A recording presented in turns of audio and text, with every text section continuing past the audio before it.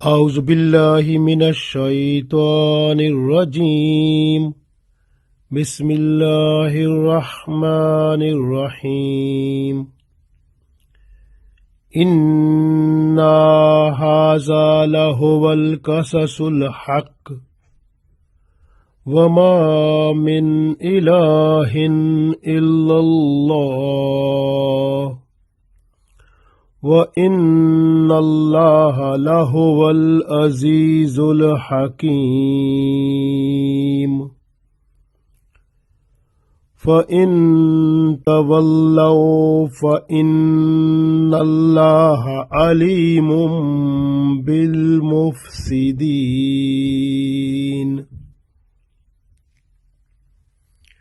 عزیز دوستو، السلام علیکم ورحمۃ اللہ وبرکاتہ. سورہ آل عمران آیت نمبر 62 اور 63 تلاوت کی ہے. ان آیات میں اللہ تعالی نے ارشاد فرما دیا ہے کہ پچھلی آیت جو آیت نمبر 61 تھی وہ آیت مباہلہ تھی، یعنی دلائل پر جب بات چیت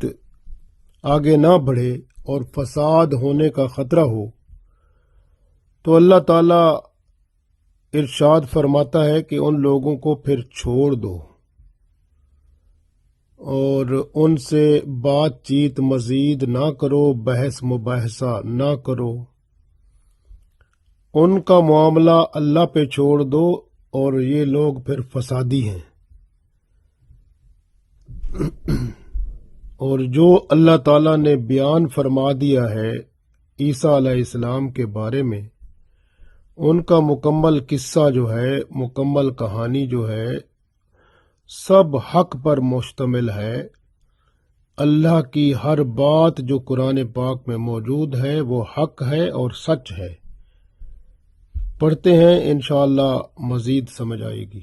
ارشاد باری تعالیٰ ہے آیت نمبر 62 میں، انا بے شک، ہاذا یہ، لہوا بالکل یہی، قصص قصہ ہے، کہانی ہے، حق قصص الحق حق ہے. یہ جو کہانی اور قصہ اللہ نے بیان فرمایا ہے عیسیٰ علیہ السلام کا، ان کی والدہ محترمہ کا، یہ سب سچ ہے. تو یہ کہانی عیسیٰ علیہ السلام کی اور ان کی والدہ کی جو اللہ نے بیان فرمائی ہے، سچ یہی ہے. وما اور نہیں، من الہن کوئی معبود، الا اللہ مگر معبود صرف اللہ ہے، یعنی کوئی عبادت کے لائق نہیں ہے، اور عبادت کے لائق ہے تو صرف اللہ ہے. وَإِنَّ اللَّهَ اور بے شک اللہ تعالی، لہوا وہی، العزیز الحکیم وہی اللہ جو ہے وہ غالب بھی ہے اور حکمت والا بھی ہے. ایک دفعہ پھر پڑھ لیتے ہیں. ارشاد ہے، ان ھذا لہو القصص الحق وما من الہ الا اللہ وان اللہ لہو العزیز الحکیم. بے شک یہ بیان جو واقعہ، قصہ، کہانی جو اللہ نے عیسیٰ علیہ السلام کا بیان فرمایا ہے، یہ سچ ہے، حق ہے، اور نہیں کوئی معبود مگر اللہ کے، اللہ کے سوا کوئی عبادت کے لائق نہیں ہے. اور بے شک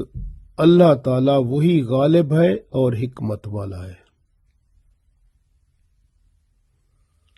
تو جو واقعات اللہ تعالیٰ نے عیسیٰ علیہ السلام کے بارے میں بیان فرمائے ہیں وہ سچ ہیں، حق ہیں.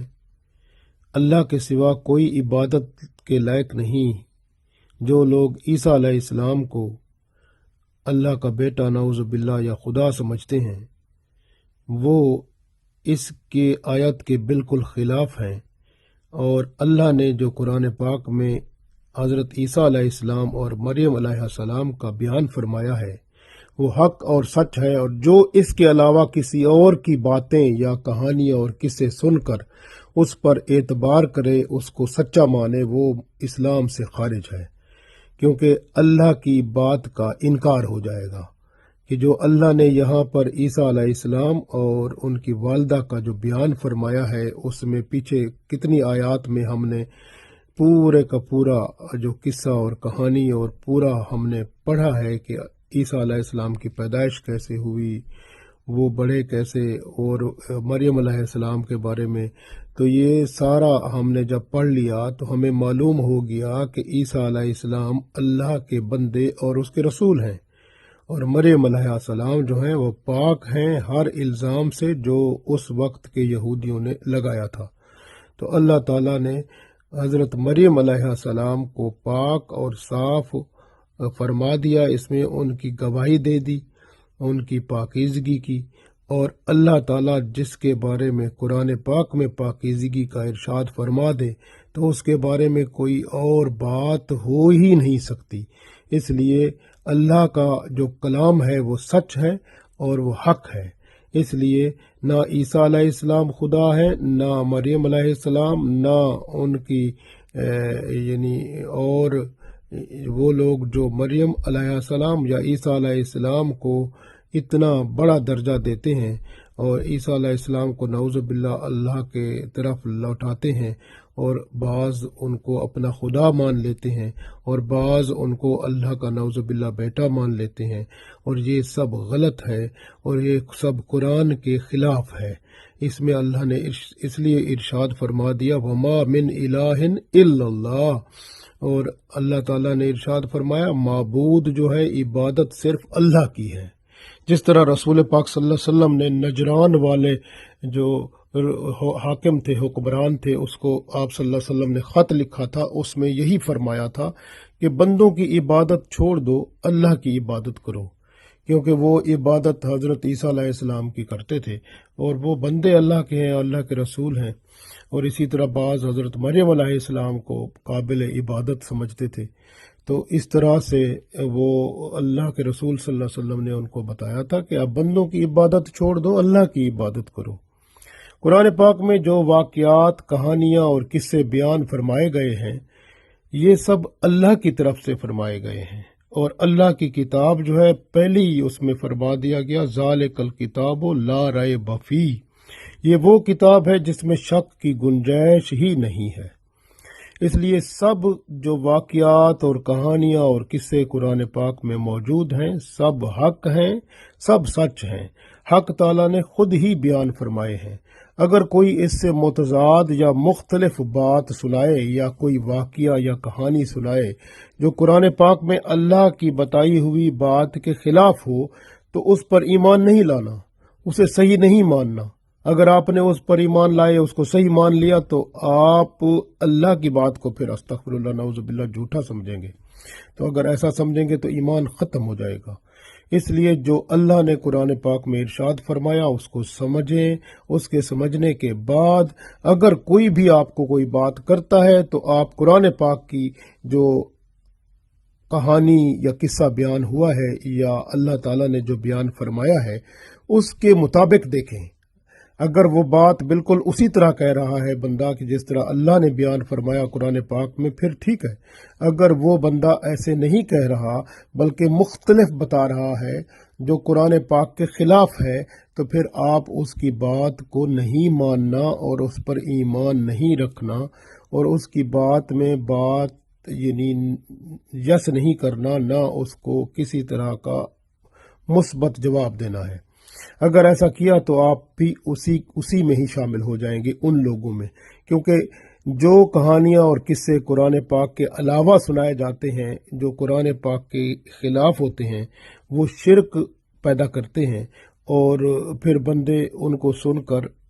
شرک میں مبتلا ہو جاتے ہیں، اور یہ جیسے کہ عیسائیوں نے من گھڑت واقعات بنا کر شرک کا دروازہ کھول دیا نعوذ باللہ، اور اس طرح سے وہ مختلف واقعات بھی سنایا کرتے ہیں لیکن وہ قرآن پاک کے خلاف ہیں۔ ہم نے جو قرآن پاک میں پڑھا ہے اس کے مطابق حضرت عیسیٰ علیہ السلام اللہ کے بندے اور اس کے رسول ہیں، اور حضرت مریم علیہ السلام ہر گناہ سے پاک ہیں، ہر غلطی سے پاک ہیں۔ ان کی معصومیت کی، ان کی پاکیزگی کی اللہ نے خود آیات میں ہی گواہی دے دی ہے۔ تو اس لیے ان کے بارے میں اگر یہودی بیان کرتے ہیں تو وہ غلط ہیں، اور حضرت مریم علیہ السلام جو ہے وہ پاک اور اللہ کی نیک بندی ہیں۔ اس طرح سے تو ان کے جو بیانات ہیں وہ غلط ہو جاتے ہیں، اور جو قرآن پاک میں اللہ نے اس لیے ارشاد فرمایا تھا کہ اگر کوئی بندہ سمجھتا ہے کہ وہ جو ہے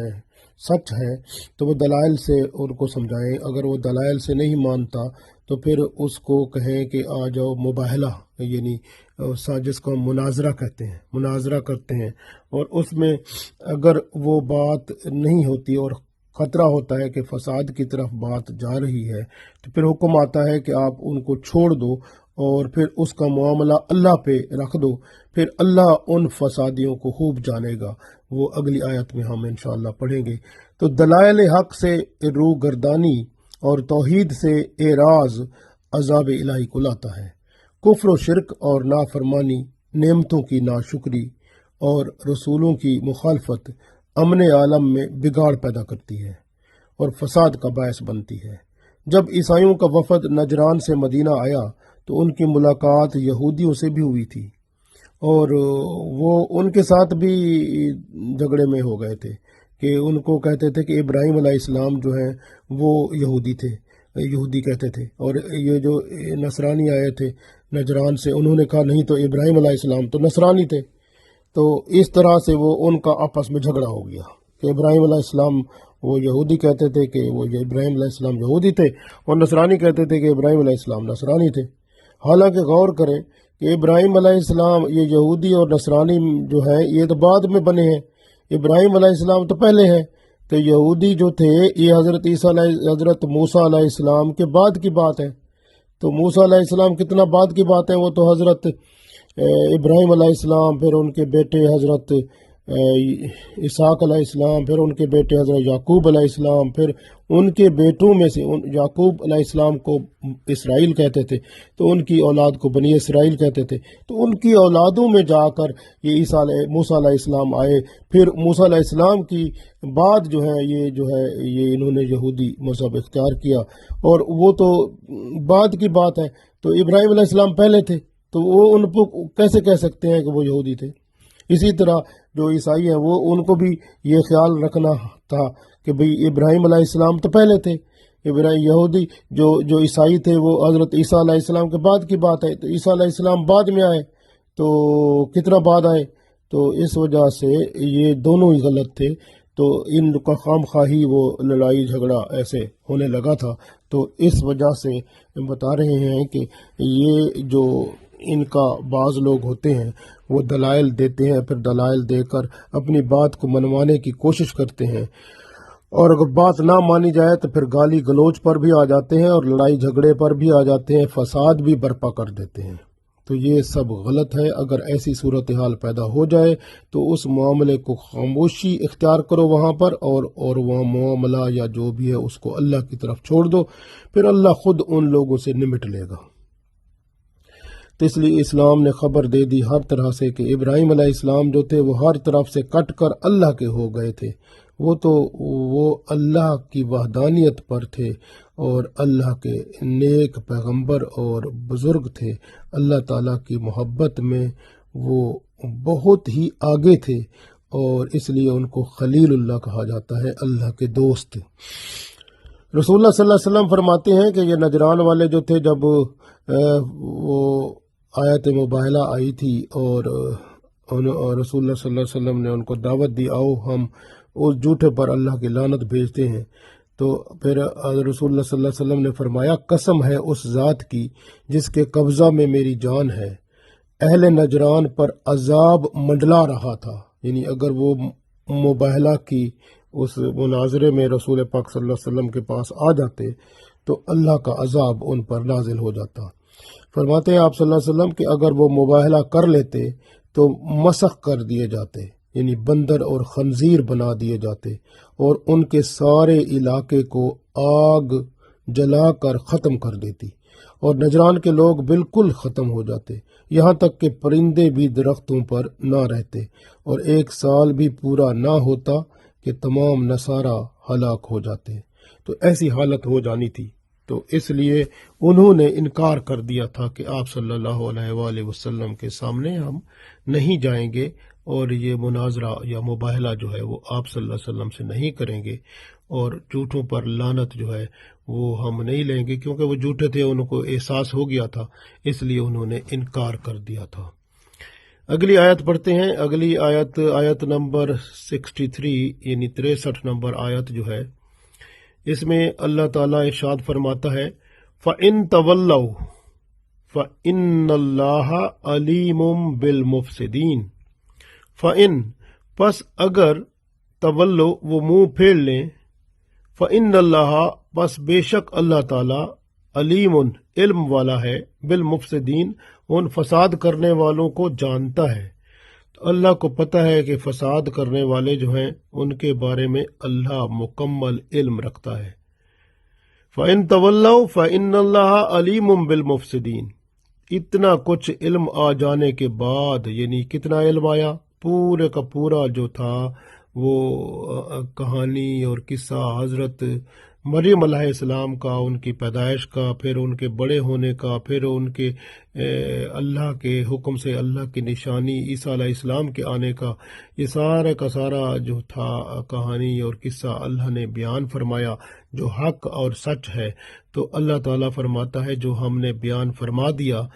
اب اس میں فَإِن تَوَلَّوْا پس اگر کوئی منہ موڑ لیتا ہے، یعنی اللہ کی اس بتائی ہوئی بات کو نہیں مانتا، اس سے منہ موڑ لیتا ہے، فَإِنَّ اللَّهَ پس بے شک اللہ تعالیٰ علیم اللہ جانتا ہے، علم رکھتا ہے، بالمفسدین ان فسادیوں کا۔ تو اس کا مطلب ہے جو اللہ کی طرف سے آ گیا پیغام اس کو نہ مانے اور پھر وہ اپنی مرضی کرے، تو وہ اللہ نے اس کو فسادی قرار دیا ہے۔ تو اللہ تعالیٰ ان فسادیوں کو بخوبی جانتا ہے، تو قیامت کے دن پھر ان کو اس کا صلہ ملے گا اور وہ نقصان ضرور اٹھائیں گے، کیونکہ انہوں نے اللہ کے حکم یا اللہ کی بتائی ہوئی بات سے منہ موڑ لیا۔ تو اس لیے غور کریں کہ اللہ کا پیغام عیسیٰ علیہ السلام کے بارے میں اور ان کی والدہ رضی اللہ تعالی عنہا کے بارے میں مکمل طور پر آ چکا، دلائل بھی آ چکے، پوری کہانی سمجھا دی گئی آیات قرآن پاک میں جو حق ہے اور سچ ہے، حتیٰ کہ جھوٹے پر لعنت کا بھی اطلاق فرما دیا گیا آیت مباہلہ میں۔ اب اگر پھر بھی کوئی شخص اعتراض کرتا ہے یا روح گردانی کرتا ہے تو اللہ کے نزدیک وہ ایسے ہے جیسے فساد کر رہا ہے۔ اللہ تعالیٰ نے واضح فرما دیا کہ فساد کرنے والوں کو اللہ تعالیٰ خوب جانتا ہے۔ فساد کرنے والوں سے بات چیت ختم کر دیں، ان کا معاملہ اللہ کے سپرد کر دیں، وہ ان کی شرارتوں کو خوب جانتا ہے۔ قرآن پاک نے عیسیٰ علیہ السلام اور مریم علیہ السلام کے بارے میں